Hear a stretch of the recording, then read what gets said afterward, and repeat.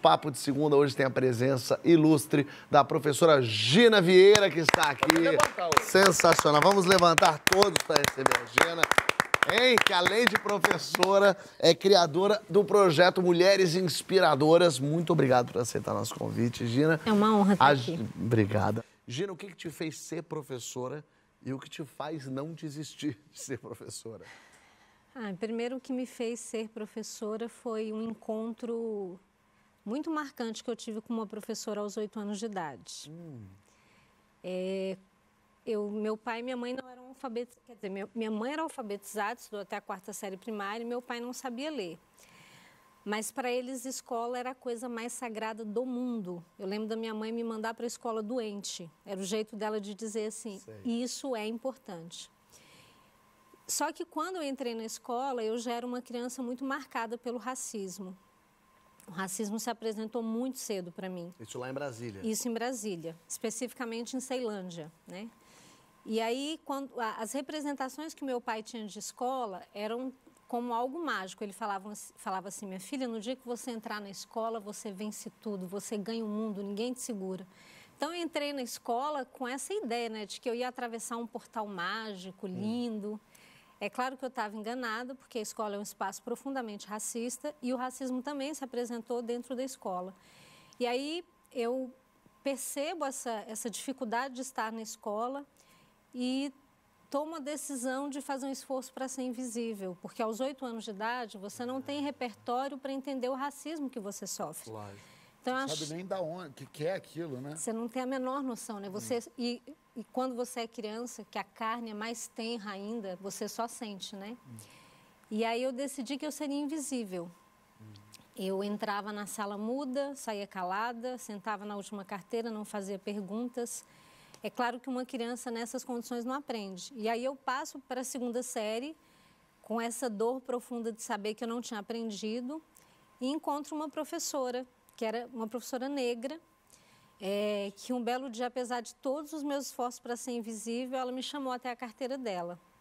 E eu já fui tremendo, suando, passando mal, porque eu imaginei que ela tivesse descoberto que eu não sabia ler e ela ia me expor na frente da turma. Quer dizer, a turma inteira já sabia ler, você tinha conseguido passar ali sem aprender quieta. Eu enganei a minha professora. Ela tomava a leitura das outras crianças, eu decorava e recitava para ela. Porque eu não podia reprovar, né? Na minha casa, reprovar era o fim do mundo. E aí, quando a professora me chama e eu crio as piores fantasias, quando eu chego até a mesa dela, para minha surpresa, ela não queria me dar bronca, ela não queria me constranger, me fazer sentir diminuída ou humilhada. Ela simplesmente me colocou no colo. E foi um colo que foi um marco na minha existência, porque ali no colo dela eu me senti parte da escola. Porque não foi só um colo literal do ponto de vista de me acolher, mas foi um colo simbólico também de se esforçar para que eu aprendesse, acreditar na minha capacidade de aprendizagem, vibrar quando eu aprendia. Eu lembro que o que ela fez foi tão significativo que ali no colo dela, do alto dos meus 8 anos de idade, o que sabe uma pessoa aos 8 anos de idade, né? Eu disse para mim mesma, eu não quero ser invisível, eu quero ser professora. Porque não deve existir nada mais importante para fazer na vida do que o que essa professora acabou de fazer por mim. E a minha vontade de ser professora me tomou com tanta força que a primeira coisa que eu fiz, quando eu senti que eu sabia ler, né? Me senti poderosa, como meu pai falou, quem sabe ler é poderoso. A primeira coisa que eu fiz quando eu cheguei em casa foi pegar os meus 3 irmãos, que eram mais novos, e montar a minha primeira turma. E os 3 entraram na escola sabendo ler, sabendo escrever. Inclusive, um deles foi promovido uma série à frente, porque ele estava muito adiantado. Já tinha mão para coisa. Pois é. Olha, eu já vi muito depoimento de professor, eu me considero um professor, esse talvez tenha sido o mais bonito que eu já ouvi. Assim. Para mim, o que a Gina falou agora Tinha um antigo ministro da Educação que dizia: eu não sou o ministro, eu estou o ministro. Ele foi ministro na época da ditadura, embora tenha sido um grande professor, foi o Eduardo Portela, foi meu professor também. Sim. Eu posso dizer que eu não estou professor, mas eu sou professor.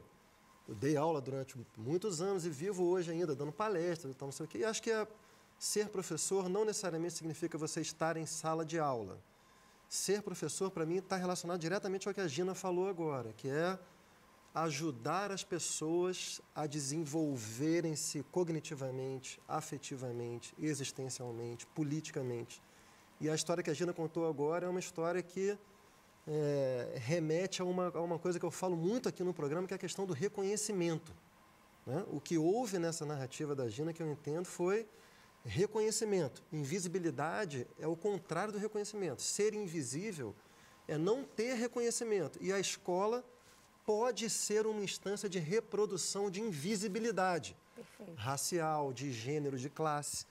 Essa professora A, né? Foi uma professora A. Essa professora entendeu que muito mais do que a mera transmissão de um conteúdo qualquer, para que a aluna, criança Gina, se desenvolvesse, ela precisava, antes de tudo, de um reconhecimento para poder ter autoestima mínima suficiente para poder se desenvolver. E você, de alguma maneira, percebeu isso e quis também fazer disso a sua vida, né? E fé, né? Porque hoje eu me pergunto se eu não sabia ler de fato ou se eu não acreditava que eu soubesse. Uma trava tamanha. Isso, uma baixa autoestima, uma falta de crença em você mesmo. E aí, quando ela se aproxima de mim, e eu lembro que, por exemplo, naquela época, quase 50 anos atrás, as crianças negras e pobres estudavam na mesma escola que os filhos dos ricos. Não havia escola particular na época. Então, eu estudava na sala da filha da diretora, da filha da professora. Eu lembro que na minha sala estudava a menina que era filha do dono da maior padaria da cidade, a filha do dono da maior gráfica. E isso fazia com que eu tivesse uma percepção muito clara das nossas diferenças. Então, eu ia com o meu bornal, que era feito com perna de calça velha que minha mãe costurava na máquina. E as meninas levavam aqueles baús super sofisticados. Isso vai te dando uma percepção, né? Então, eu já me sentia menor. Inferiorizada. E eu acho que a professora Creuza, eu acho que ser professora é também ter fé, né? A gente precisa de alguém que tenha fé na gente. E ela acreditou em mim, ela acreditou que eu pudesse aprender. Uma coisa que ela fez que foi muito inédita foi me convidar para apresentar, para participar de uma apresentação cultural na escola. Eu nunca era convidada, porque aquela menina de roupa puída, sapato furado e cabelo crespo não ficava bem nas apresentações.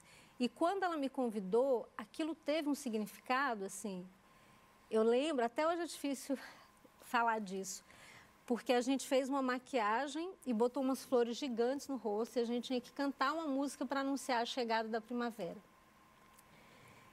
Aquilo, gente, eu me olhava no espelho, eu não queria lavar o rosto. Eu cheguei em casa, eu corria 30 vezes na frente do espelho e eu dizia, gente, eu sou parte da escola, eu sou importante, assim.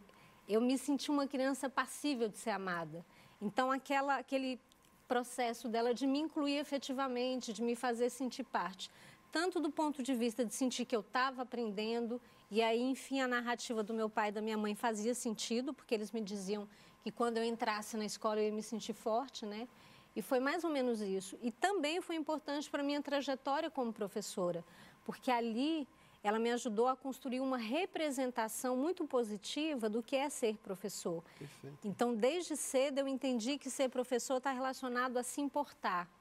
E, mais ainda, a se conectar afetivamente. Não é possível ser professor sem construir uma conexão afetiva muito profunda. Mas deixa eu te perguntar uma coisa, pegando isso. Coisa linda, Gina, assim, linda.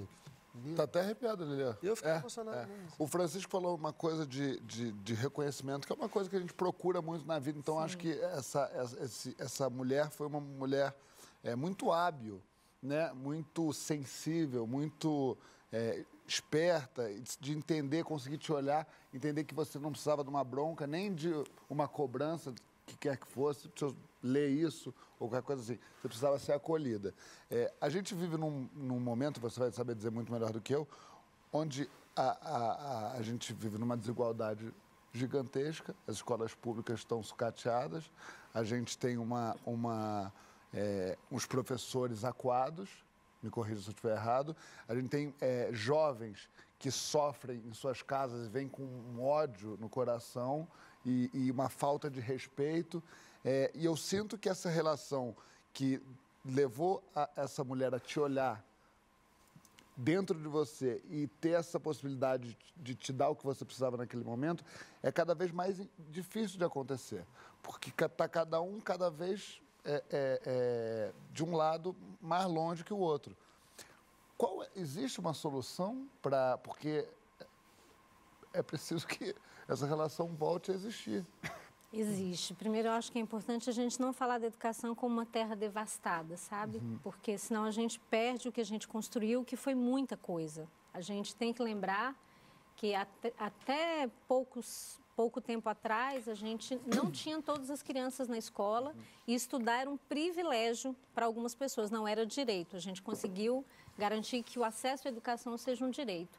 Então, eu acho que é importante a gente comemorar os avanços que a gente tem. Perfeito.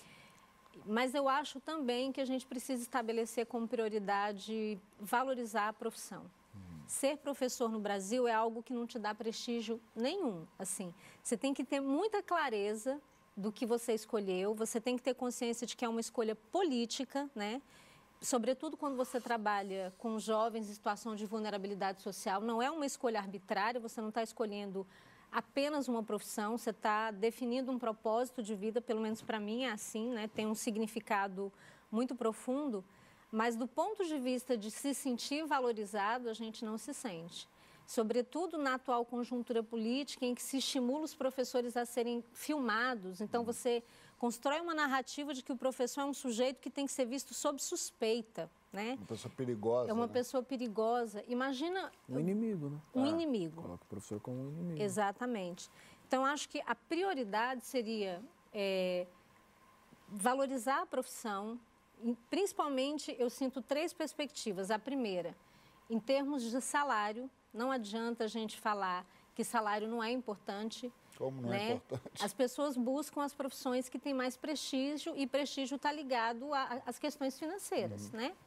Sem falar que a gente tem professores que trabalham em 3 escolas para conseguir sobreviver.